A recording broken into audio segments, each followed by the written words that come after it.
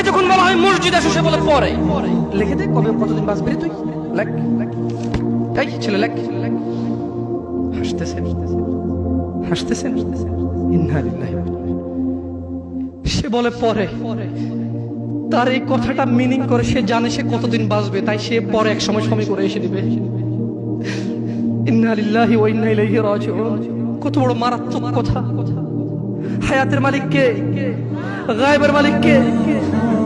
সে কিভাবে বলে সে পরে আসবে? সে মাগরিব পড়বে না, ইশা পড়বে না, ফজর পড়বে না। সে মাগরিবে বলে কালকে ফজর থেকে পড়বো। সে রাতের গ্যারান্টি দিচ্ছে সে বাঁচবে।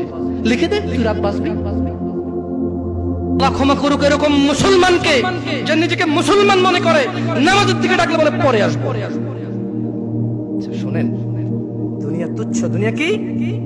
জামশেদ মজুমদার বলেছে না, দুনিয়া তুচ্ছ। জামশেদ মজুমদার বলেছে। কে বলেছে? কে?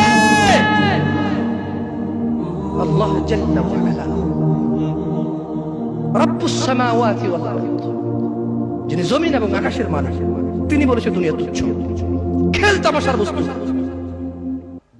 আর আল্লাহর কাছে যা আছে তা উত্তম, তা স্থায়ী। অনুধাবন করবে না তোমরা, অনুধাবন করবে না।